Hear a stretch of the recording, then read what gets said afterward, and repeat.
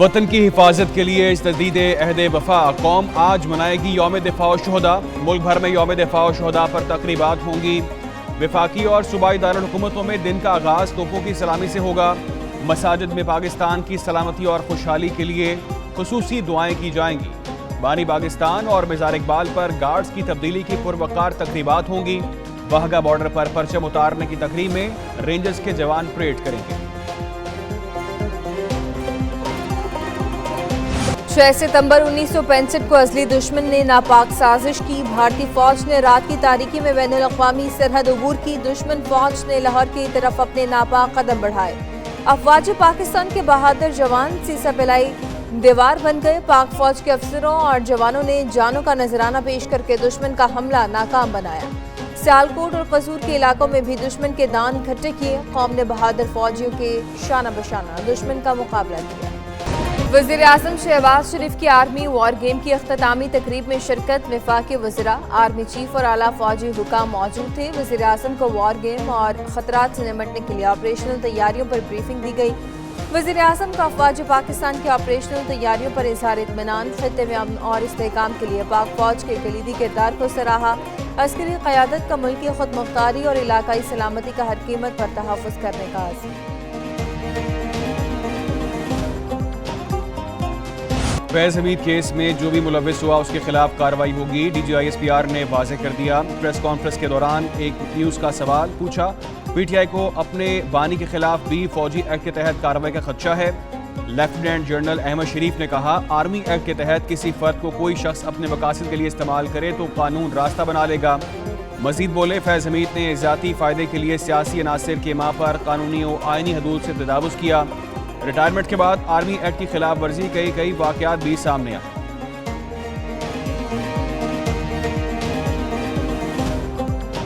پاک فوج کسی سیاسی جماعت کے مخالف ہے اور نہ ہی طرفدار۔ پاکستان آرمی ایک قومی فوج ہے، اس کا کوئی سیاسی ایجنڈا نہیں۔ D G I S P R lieutenant general Ahmed Sharif Chaudhry نے واضح کر دیا۔ کہتے ہیں کہ فوج کا ہر حکومت کے ساتھ تعلق ہوتا ہے جو آئین کے مطابق ہے۔ اتفاق ہے فوج کو کسی بھی مخصوص سیاسی ایجنڈے سے دور رکھا جائے۔ عوام کو سمجھنا ہوگا کہ ان کی خوشحالی اور ترقی کا دشمن کون ہے۔ عام شہریوں کو نشانہ نہ بناؤ، ہمت ہے تو فوج کے سامنے آؤ۔ پاک فوج کا بلوچستان میں دہشت گردوں کو چیلنج۔ لیفٹیننٹ جنرل احمد شریف نے کہا، افغانستان کو چاہیے پاکستان پر خارج کو فوقیت نہ دے۔ افغان حکومت سے بہت سے معاملات پر بات چیت چل رہی ہے۔ مزید کہا، قومی سلامتی پر سمجھوتہ نہیں کیا جائے گا۔ فتنہ الخارج کے خلاف جنگ آخری خارجی کے خاتمے تک جاری رہے گی۔ ظالموں کو انجام تک پہنچایا جائے گا۔ گزشتہ ایک ماہ میں 90 خارجیوں کو جہنم واصل کیا۔ انتہائی مطلوب خارجی لیڈر ابو ذر اور صدام بھی مارا گیا۔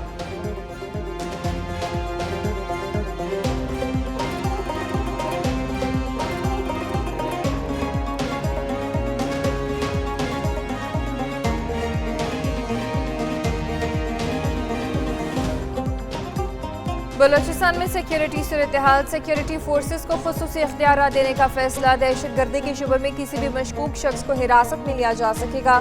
فورسز کو مزید مؤثر آپریشن کے لیے قانونی تحفظ ملے گا۔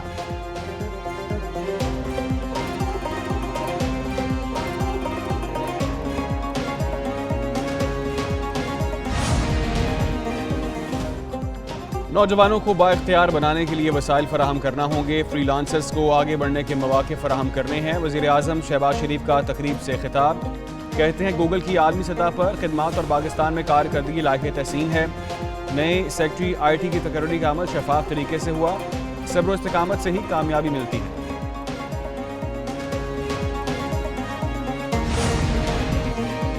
پنجاب حکومت کے تحت اپنی چھت اپنا گھر اسکیم کی قراردادی۔ وزیر اعلیٰ مریم نواز کی ڈیرہ غازی خان میں تقریب میں شرکت۔ کہتی ہیں کہ اللہ نے فضل کیا، اپنی چھت اپنا گھر اسکیم 30 دن میں تیار کر لی۔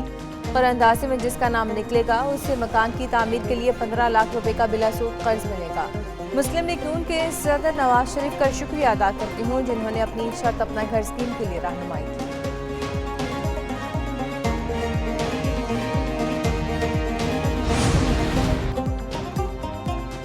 سپریم کورٹ نیب ترامیم کیس کا فیصلہ آج سنائے گی۔ چیف جسٹس قاضی فائز عیسیٰ کی سربراہی میں بینچ فیصلہ صبح 9:30 بجے سنائے گا۔ जस्टिस अमीरुद्दीन खान, जमाल मंदोखेल, जस्टिस अतर मिन अल्लाह और हसन अजहर रिजवी भी बेंच का हिस्सा थे। वफाकी हुकूमत ने नैब तरामीम के इस फैसले पर इंट्रा कोर्ट अपील दायर की थी। सुप्रीम कोर्ट ने 6 जून को इंट्रा कोर्ट अपील पर फैसला महफूज किया था। मुल्क डिफॉल्ट की तरफ जा रहा है, हुक्मरानों के पैसे बैरून मुल्क पड़े हैं। पानी पीटीआई का दावा, जेल में सहाफियों से गैर रस्मी गुफ्तगू, कहा कि 4 एम्पायरों को साथ मिलाकर मुल्क का बेड़ा गर्क कर दिया गया। पाकिस्तान में सरमायाकारी नहीं आ रही, कर्जों पर कर्जे लिए जा रहे हैं। पाकिस्तान की क्रिकेट की तारीख में इतना बड़ा डिजास्टर हुआ, कोई मोहसिन नकवी का नाम नहीं ले रहा। बांग्लादेश ने हमारा फेंटा लगाया, सारी दुनिया में हमारा मजाक बन गया। उधर अपोजिशन लीडर उमर अयूब ने दावा किया कि बानी पीटीआई का मिलिट्री ट्रायल नहीं होगा। चीनी और गंदम स्कैंडल में मोहसिन नकवी मुलव्वस है। बानी पीटीआई को अगर मिलिट्री कोर्ट में लेकर गए तो ये बड़ी गलती होगी। मिलिट्री कोर्ट में लेकर जाएंगे तो बानी पीटीआई को क्या फ़र्क पड़ेगा, दीगर मुल्कों की तरह से रद्द-ए-अमल आएगा। फवाद चौधरी की प्रोग्राम ब्रेकिंग बैरियर विद मालिक में बातचीत, इल्ज़ाम किया नैब कोर्ट के जज भी मिलिट्री कोर्ट के ही हैं। मजीद कहा DG ISPR की न्यूज़ कॉन्फ्रेंस में मुस्बत बातें भी थीं। 9 मई का कोई तस्करा नहीं हुआ, इंतसारी टोले और डिजिटल दहशतगर्दी का कोई जिक्र नहीं हुआ।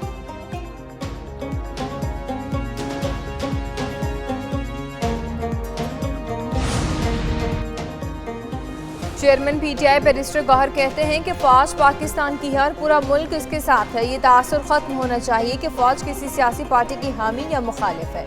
फौज में एहतसाब का तरीकाकार मौजूद है। फैज़ हमीद इसका अंदरूनी मामला है। फौज अपने मुलाजिमों के खिलाफ जो कार्रवाई करना चाहती है करेगी। उनकी कभी फैज़ हमीद से मुलाकात नहीं हुई।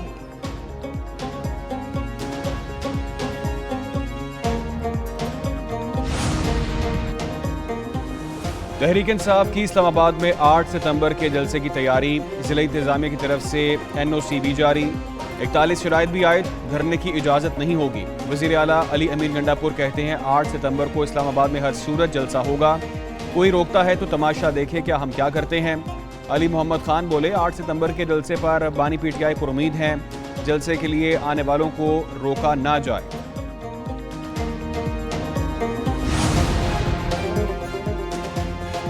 मनाने की कोशिशें धरी रह गईं। अख्तर मेंगल चुपके से दुबई रवाना। BNP के सरबराह ने रवानगी से पहले JUI के अरकान से मुलाकात की। तैयारे में बैठकर ट्वीट किया, कहा अलविदा पार्लियामेंट, शायद अब उस वक्त मिले जब कानून की हुक्मरानी कायम हो।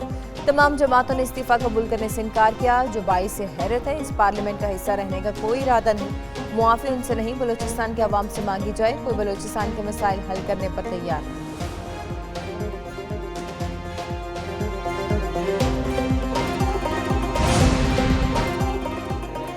जाली डिग्री PI अफसर इकबाल जावेद बाजवा से इस्तीफा ले लिया गया। इकबाल जावेद बाजवा कौमी एयरलाइन के बरतानिया में डिप्टी स्टेशन मैनेजर तैनात थे। इकबाल जावेद बाजवा बरतानवी कवानीन के तहत 73 साल की उम्र में मुलाजमत कर रहे थे। उनकी FA की सनद जाली निकलने पर इस्तीफा देने के लिए कहा गया था। तर्जुमान PI के मुताबिक इकबाल जावेद बाजवा ने अपना इस्तीफा भिजवाया, जो मंजूर कर दिया गया। कराची वालों ने हर जुल्म और नाइंसाफी सही, वफाकी और सूबाई हुकूमतों का जुल्म सहा। अब के इलेक्ट्रिक के जुल्म का सामना कर रहे हैं। MKM के रहनुमा डॉक्टर फारूक सत्तार का एहतजाजी मुजाहिरे के शुरका से खिताब, कहा कि मुल्क की मजमूई पैदावार में 40% कराची देता है। गर्दिशी कर्जों का बोझ भी कराची के अवाम से लिया जा रहा है। 3 से 5 रुपए फी यूनिट फ्यूल एडजस्टमेंट के लिए जाते हैं।